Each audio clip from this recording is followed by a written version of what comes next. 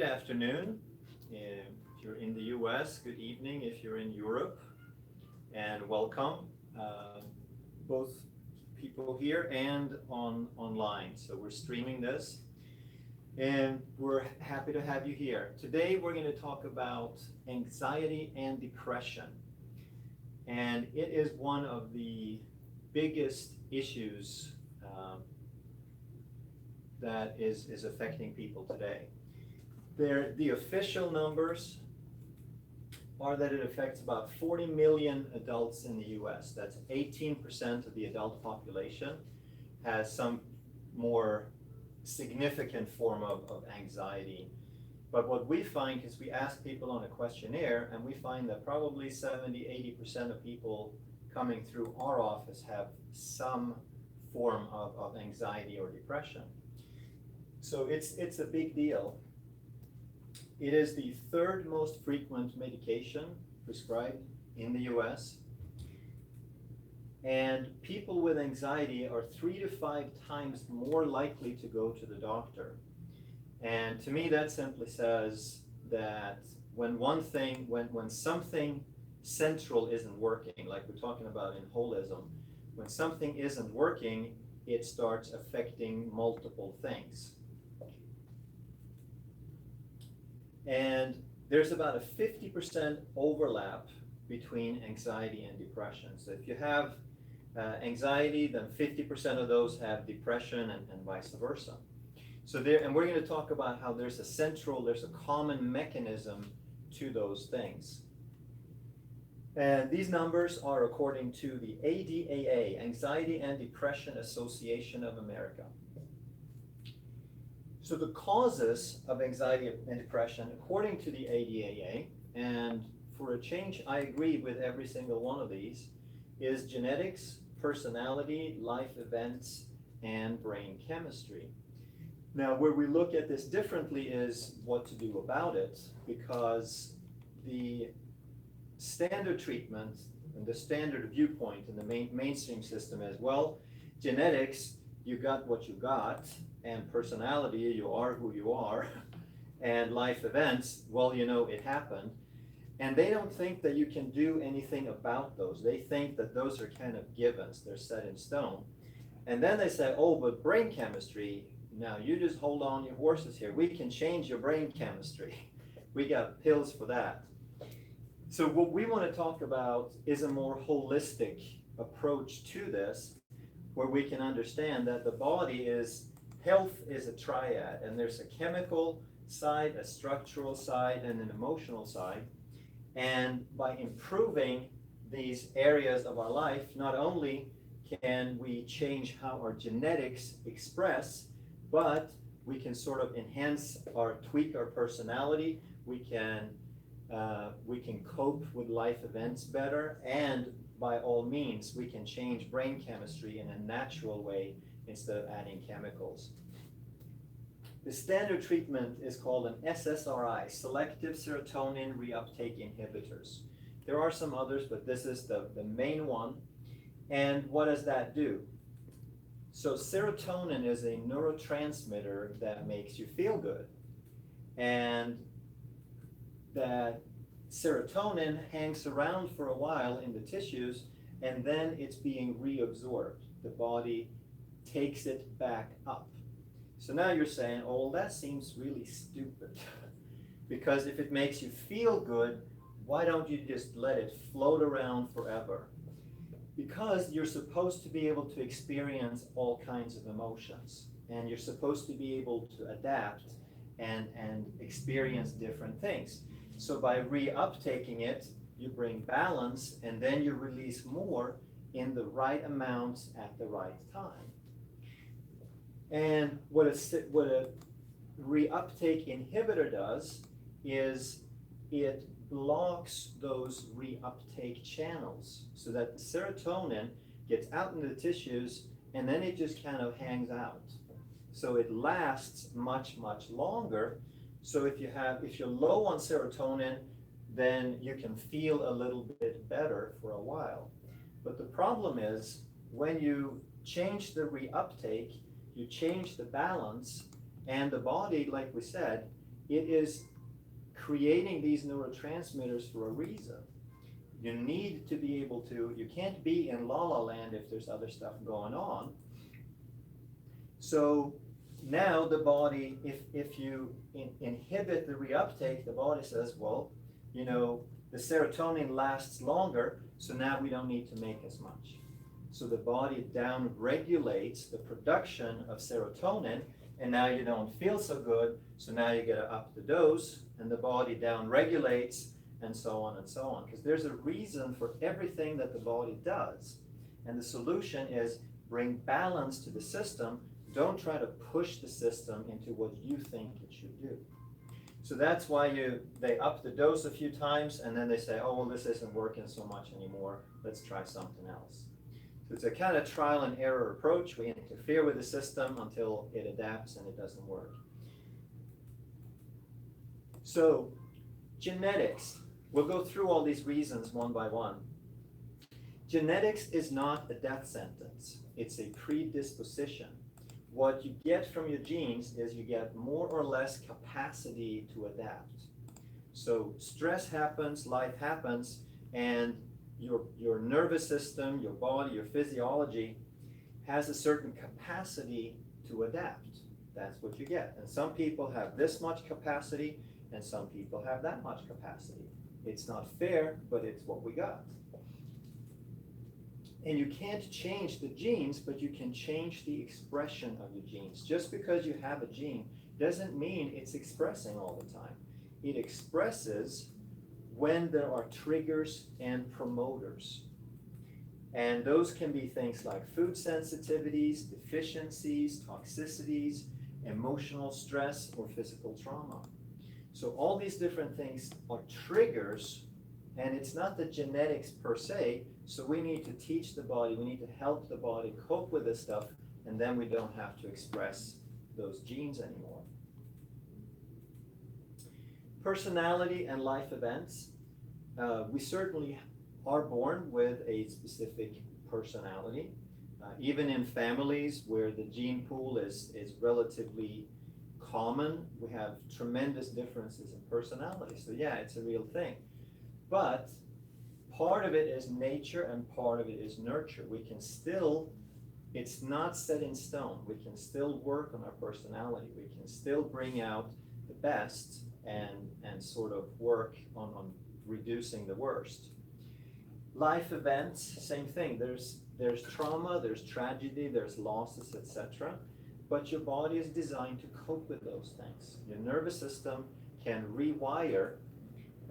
Grief is normal, but it's not normal to have it for decades. And the body is designed. It's called neuroplasticity, is the ability of the brain to change, to rewire, to reinterpret. And everything that you learn is part of neuroplasticity, because the body creates habits. It automates things so that you speak a certain way, you catch a ball a certain way. Even if you couldn't do it the first time, then after practicing, you learn to do it because the brain created a pattern. And the brain can create new patterns, both for physical skills, but also to deal with trauma and with these things. So again, grief is normal, but months, maybe closer to a year, but then if the better your brain is working, the better you're going to be at moving on and coping. So brain chemistry, this is the big one as far as, this is the one that they work with by giving you a chemical. But we don't want to give you a chemical. We don't want to impose, we don't want to interfere with that delicate balance. We want to assist the body so that it finds its own balance.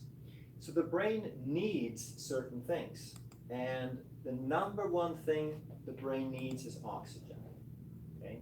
Most people don't think of oxygen as a nutrient, but you think about it. How long are you going to make it without oxygen? We could just run, if people say that, oh, well, fish oil is the most important nutrient, or protein is, or whatever, well, hold your breath and we'll see which is the most important nutrient. Stable blood sugar is incredibly important. fats, incredibly important. Minerals and signals. So we'll talk a little bit more in detail about this, but oxygen and signals are basically the top two nutrients for the brain.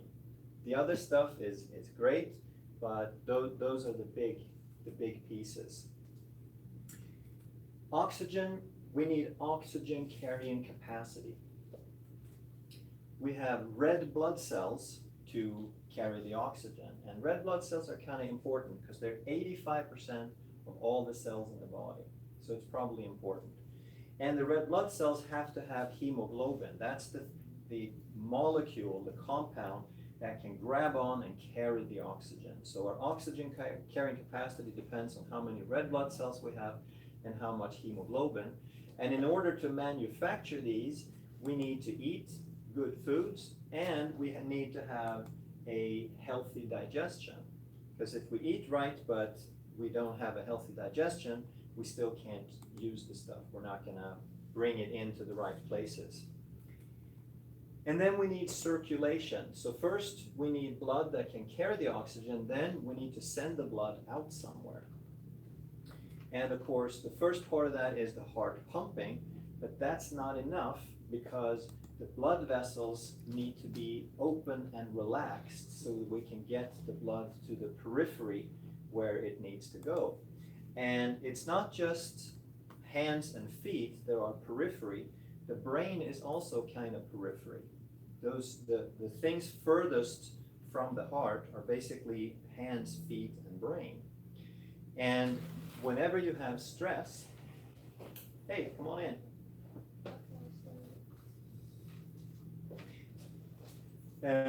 Whenever you have stress, you have what's called vasoconstriction, and that's where people get cold hands and feet, but they also lose blood flow to the brain when they're stressed. That's why you get stupid when you're stressed, by the way. So in order to help your circulation, you want to work on the parasympathetic, and we'll cover that toward the end here. Relaxation training will help open up that peripheral vascularity to actually get more blood to the brain. Stable blood sugar. We want to keep blood sugar somewhere between 80 to 120 milligrams per deciliter. So if you have about 1.5 gallons of blood like most of us do, that means at any given time, all the sugar that you have circulating is 4 to 6 grams. 1 teaspoon. That's all you got. And then it refills. So you need 1 teaspoon plus minus 1 gram. That's how incredibly fine-tuned this system is, and that's where the brain is working the best. And if you eat real food, then your body is going to keep it at that teaspoon level and then pitch out a few grains at a time, so to speak, to maintain that perfect level. And just an illustration of how important that is, in diabetes, you can often not tell if a diabetic is in a coma because they have high or low blood sugar. So high blood sugar is an emergency, and it can put a diabetic in a coma, but low blood sugar can too.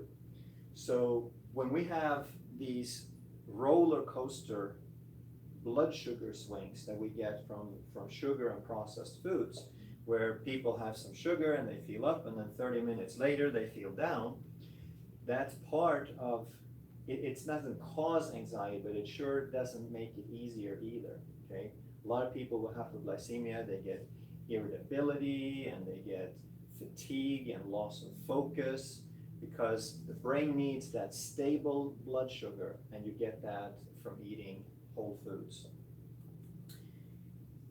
One more thing, just to kind of illustrate how much the brain hates sugar. Even though we're talking about blood sugar and the brain needs some, it wants it stable. Anytime it gets up to a too high a level, which is anything over 120, then the brain really suffers. So A1C, hemoglobin A1C, is a measurement of long-term, it's average blood sugar.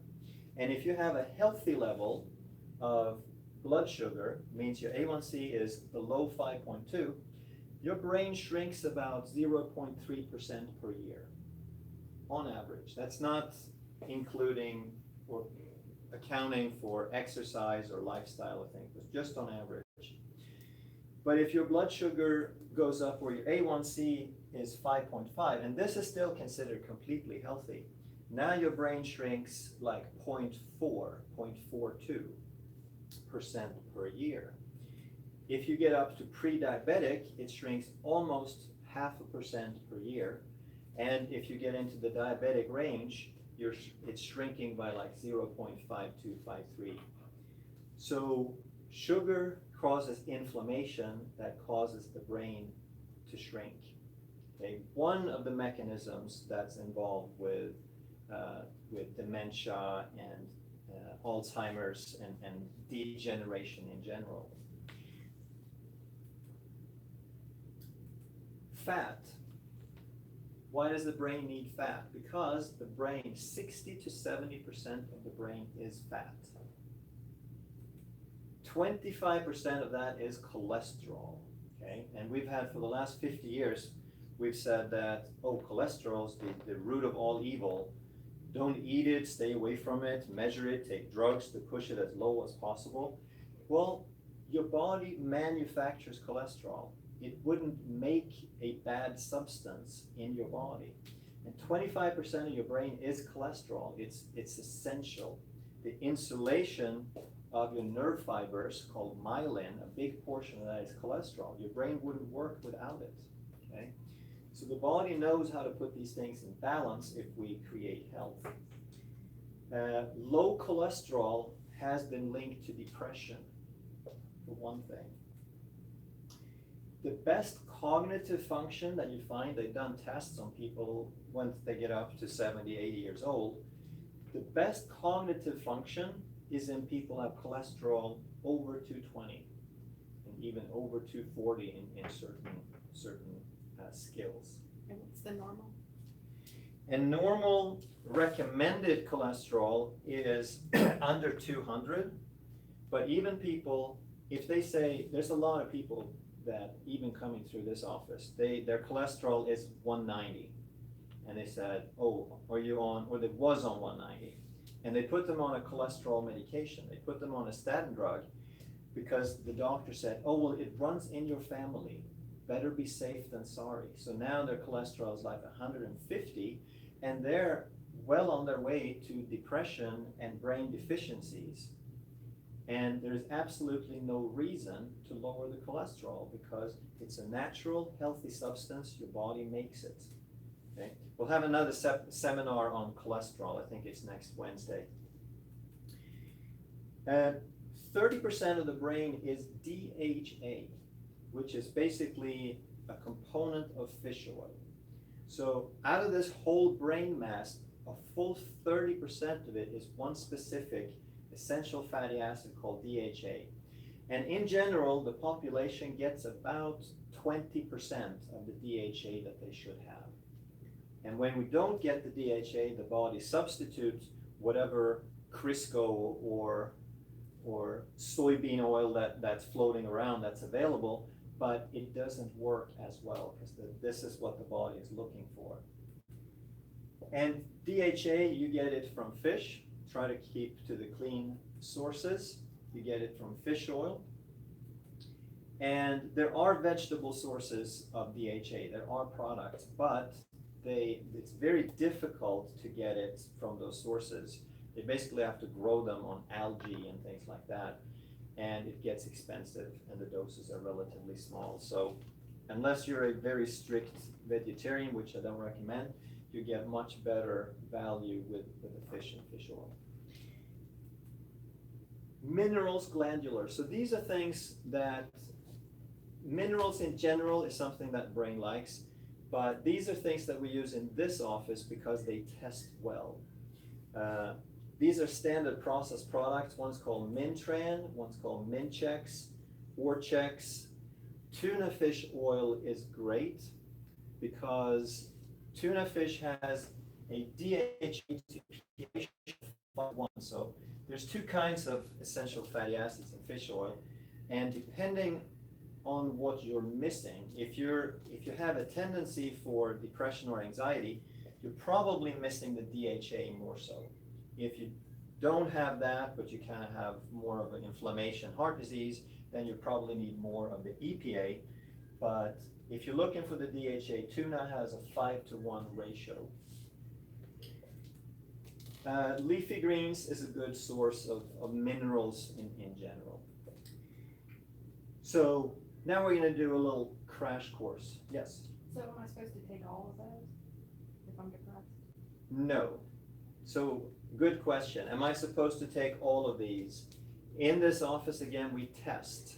And I never know which one of these you're going to test for, but if you have a tendency for anxiety, depression, you more than likely are going to test for one of these. And your body, through muscle testing, the body will tell us which one is going to work the best. Now we're getting into a little crash course on brain and signals, because this is really one of the, other than chemistry, this is the main mechanism for depression. This is so huge in so many ways, and people miss it.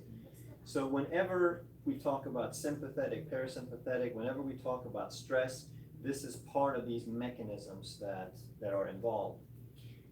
So if you work out a muscle, then that muscle gets bigger, right? You get a hypertrophy. If you put your arm in a cast and you hurt your arm, you put it in a cast for a couple months, then that arm is going to shrink. You have atrophy. So every cell in your body works the same way. The brain is no different. The brain has atrophy and hypertrophy just the same. But the difference is muscles, they perform physical labor. You work out a muscle by putting tension on it. How do you work out the brain? By sending signals to it. The purpose of the brain is to process signals, so that more signals you send to the brain, the stronger it gets and the healthier it gets. And another word for this is afferentation. That's all of the incoming signals are called afferentations, and the signals that are related to letting the brain know where the body parts are is called proprioception. So body control, the sense of where body parts are, balance, things like that, they're all related to proprioception. And we'll talk about how to generate afferentation and proprioception in a moment. So what is depression?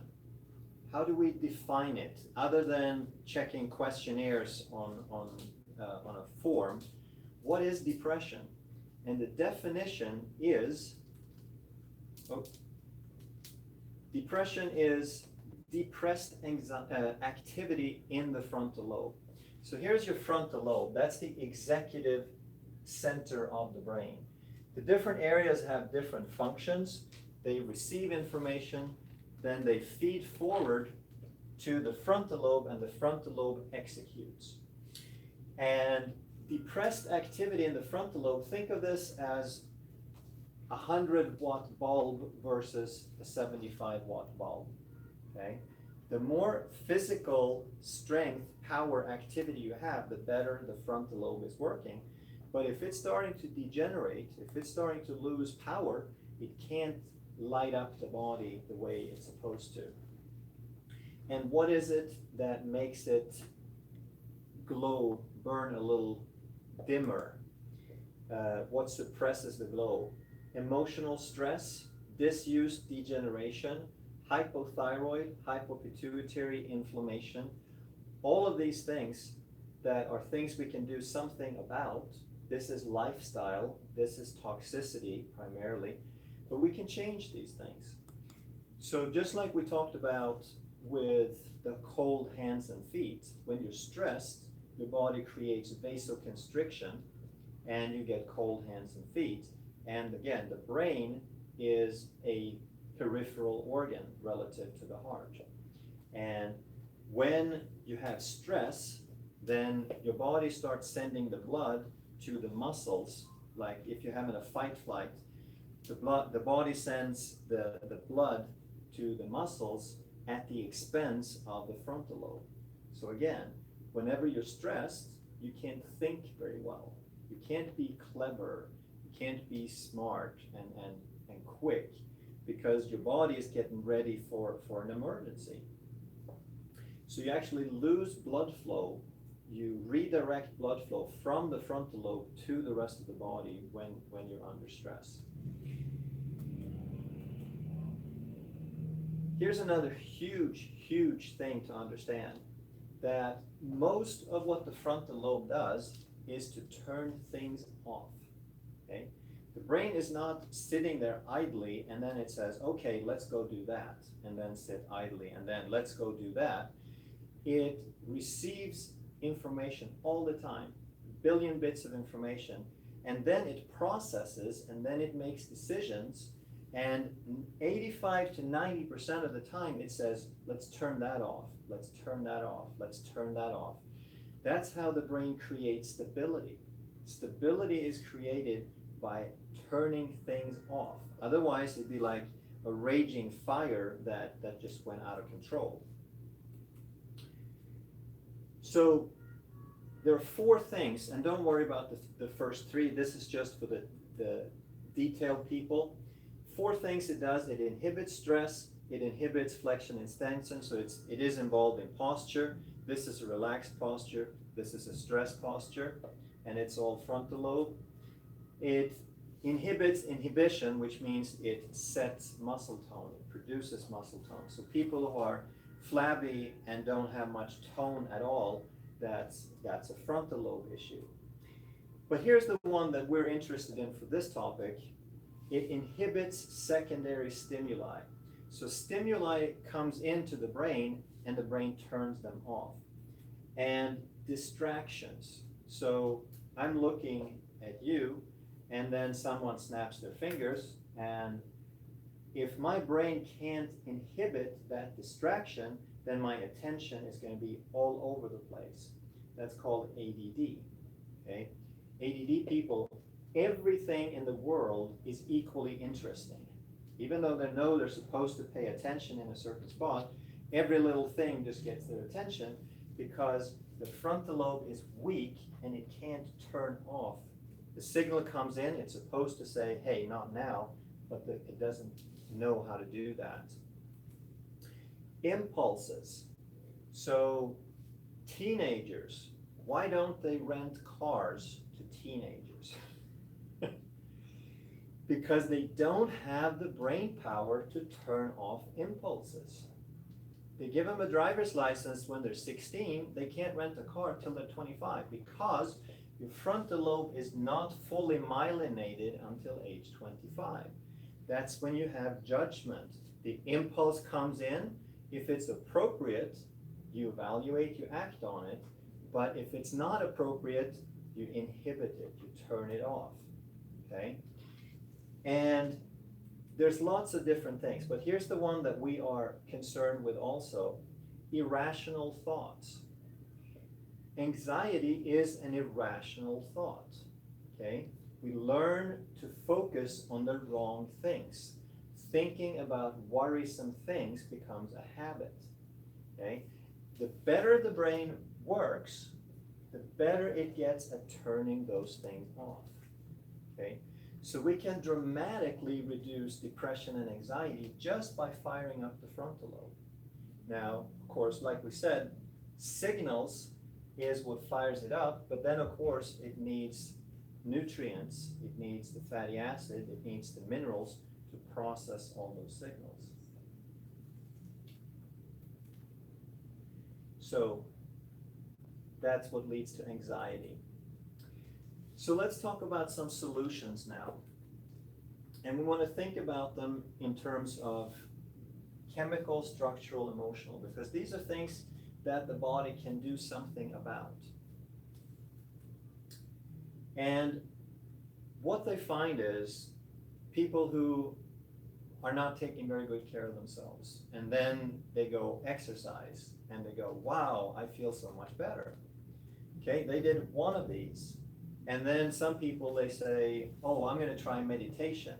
So they meditate, they try one of these, and they feel so much better. Or they start eating better, or they start cutting out the sugar. So by doing one of these, most people are going to notice a difference. But what if you did all three at the same time? That's what holistic lifestyle is all about, okay? So exercise, what does exercise do? That frontal lobe that we talked about, 90% of its job is to process movement. Movement, physical movement, gravity, tension on muscles and joints, depends on the 90% of what the brain does is process signals related to that. So movement keeps the brain real busy. So if we want to increase brain activity, we move. Okay, increases afferentation and proprioception.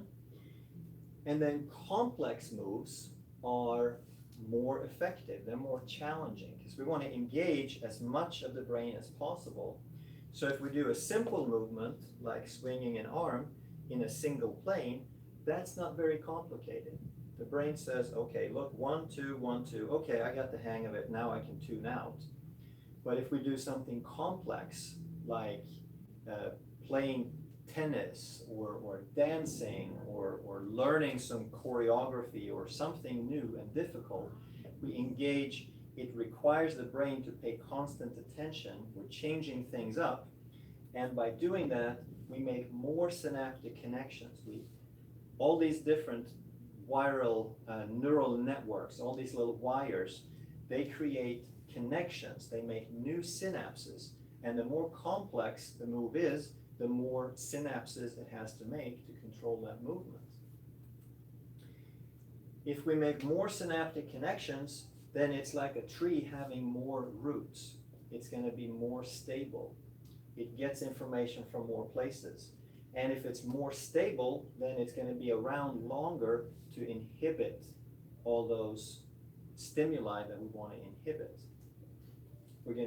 More stable means that the frontal lobe is going to fire naturally and keep going longer by itself, and you'll be able to inhibit that anxiety better. And of course, oxygen. These are the top 2 nutrients for the brain, movement and oxygen. And for oxygen, we need circulation, which is, again, the heart rate times however much blood it pumps. And like we said, by doing relaxation exercises, you can increase the relaxation. And here's another thing. We'll do a separate seminar on this as well. If oxygen is one of the most important nutrients you have, why would you want to take an antioxidant? Okay? Antioxidants stop the function of oxygen. This is one of the biggest traps, one of the biggest misconceptions. Around 1950, they got really confused, and they mistakenly identified antioxidants as vitamins. And then they started making them in mass quantities. And what they are is suffocation therapy. Okay? If you want to suffocate, just put a piece of duct tape and hold your nose. And you're getting the same benefits as you do from antioxidants. If a nutrient has a benefit, it's not because it contains antioxidants. So yes, berries have antioxidants, but it's not to protect you, it's to protect the nutrients in the berry. Antioxidants, they're a preservative to keep things fresh. But we don't need to keep you fresh. You don't need a preservative, you need nutrients. But we should still eat berries? Berries are fine, correct. So then let's look at the chemical solutions. You want to put good stuff in, like whole foods, fish oil, and supplements, if you can find whole food supplements. Just about the only whole food supplement available in the market, other than standard process, is fish oil. So go for fish oil, but if you're looking for other things, stay away from antioxidants, get as much as you can information, learn about these things. There are a few companies out there, but not many. How do you know what quality the fish oil? So there are some reputable brands. Most fish oil is okay, but you probably want to stay away from the very cheapest ones, because they typically, if they're really cheap, what they do is they concentrate the oil straight from the fish and put it in a capsule, and now it has all of the heavy metals and the PCBs that were in the fish is now in the fish oil. But most companies do a pretty good job of cleaning it out. Now, some of those have a really low potency, so you might have to take 10 or 12 fish oil capsules to get any effect. But there's some really good brands out there. We use Standard Process and we use Nordic Naturals. Most of them are all right. So you put good stuff in and then you take the bad stuff out. This is not so complicated. What's the bad stuff? The first bad stuff to take out is carbohydrates. It messes with your blood sugar, it makes your brain shrink, it creates blood sugar roller coaster, it creates inflammation. So brain really doesn't like carbohydrates. Then you get rid of toxins as best you can. You avoid, buy organic as much as you can, don't drink the tap water and so forth. And then you remove allergens. And one of the top allergens that we find, when people say, oh, it runs in families, they've linked most of schizophrenia and bipolar to grain allergies. And if it runs in families, it's because those people are allergic to grains. Right? So there's more good reasons to remove carbohydrates. Humans were never meant to eat large amounts of grains.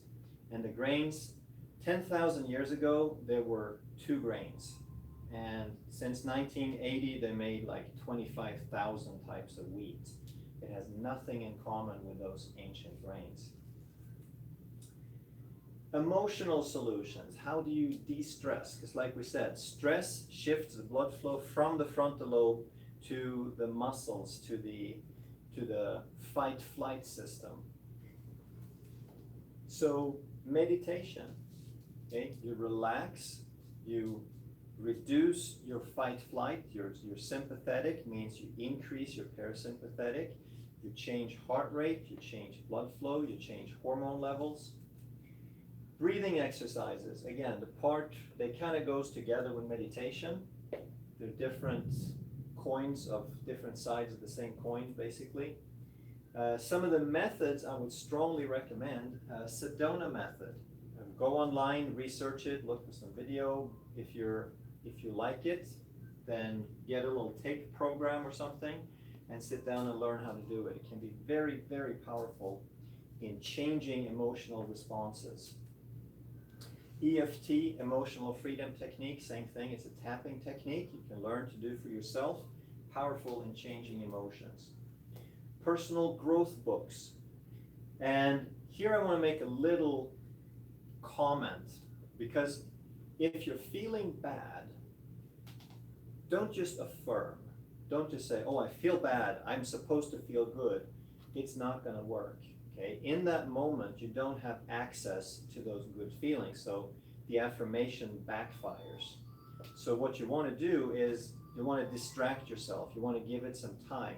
Read something uplifting where you can forget about the things that made you depressed, and that can slowly shift you to where you start seeing some possibilities.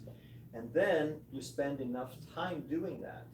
And if it's the Bible or if it's a spiritual book, it doesn't really matter.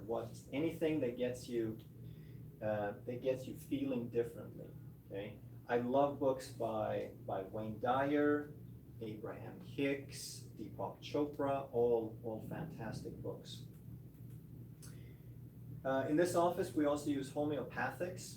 There's a series of calming herbs called Bach flower remedies. And some of those have been put together in different homeopathic preparations, and we have some of those in the office. If someone wants a little extra help calming down, then we can check those. And aromatherapy, very, very popular. The only thing I have against aromatherapy is how often it is used in a cookbook fashion. So if one person has a shoulder pain or if one person has depression, they can be completely different mechanisms. So just because it works for one person doesn't mean that that's what another person needs. So we want to again use muscle testing to figure out what is the body looking for. A lot of times I have people come in and they say, oh, I love this one, and someone said this was good for me, and we test and their body really doesn't like it. So it's basically acting as a stimulant, which can feel good, but it's really just wearing your body down. So in nutrition response testing, we've shown you some demonstrations. Can I have a volunteer? Good. Yeah.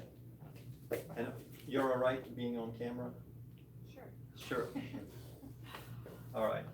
So if we have, okay, step back. Camera is this way. Perfect. Thank you.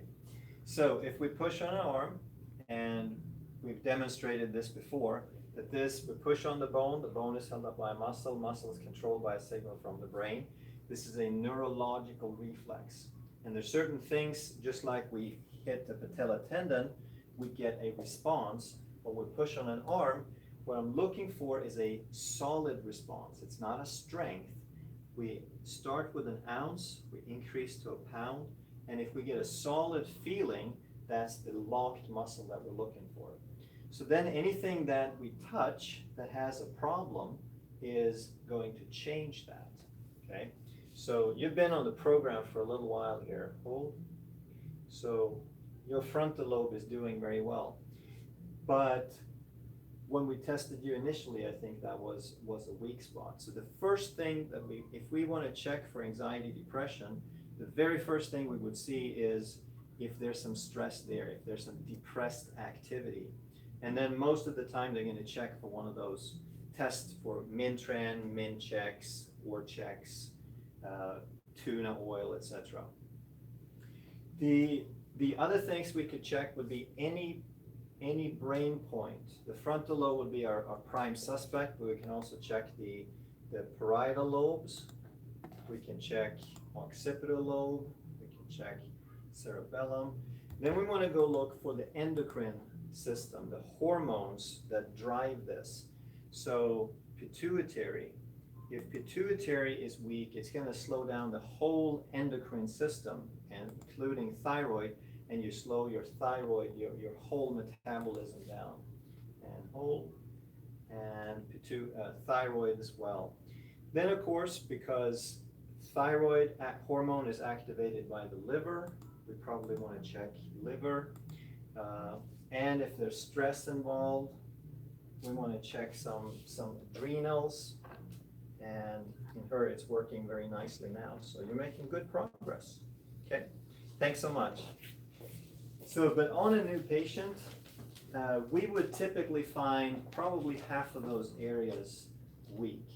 And depending on what goes on with them, but those are very, very common areas. So again, most patients in our office present with some form of anxiety, at least if they're honest. The interesting thing is that for most of them, it resolves before we get to it. Because if we can improve digestion or liver function or thyroid, then that improves the body overall enough that this takes care of itself. And then if we need to, we can do some spot checks after. So again, I'm Dr. Ekberg, and we have our second doctor is Dr. Smith. We're chiropractors. We are nutrition response testing practitioners. The products we use are unique from standard process. There is nothing else like it, even close. So I'm I'm sorry that you can't get it in stores, but you can find a chiropractor or find someone near you who is willing to order it for you. Whole food is safe, there are no side effects. So try some or all of these things before you go and let someone put you on Prozac, because whatever imbalance you have in your body, I guarantee it's not a Prozac deficiency. Okay. So, do we have any questions? You guys got anything? Got it all covered, huh? Did a good job. Thank you. All right, thank you so much. What's our next one? Grab that real quick if you would. So we're going to do a couple of more this week, and then we're going to wait and see if we get some feedback. So whether you watch this live or whether you see some of the archived streams, autoimmunity, okay. You can request topics, and if there's someone that you know who'd like a topic, please let us know, and we'll be more than happy to. So next time, tomorrow, is going to be autoimmunity, and this is a huge thing because it hasn't been a known concept for all that long, but it is much more prevalent than people realize. The only one that's really diagnosed in any large, any significant amount is rheumatoid arthritis and lupus and Hashimoto's. And Hashimoto's is autoimmune hypothyroid. So there's somewhere probably 20-30% of the population who is hypothyroid, and 90% of those are autoimmune, but they don't check for it because they're not going to do anything about it. They're still just going to give them the Synthroid. If you got rheumatoid arthritis or if you have lupus, they're just going to give you immune suppressants. So we want to learn how that stuff really works, and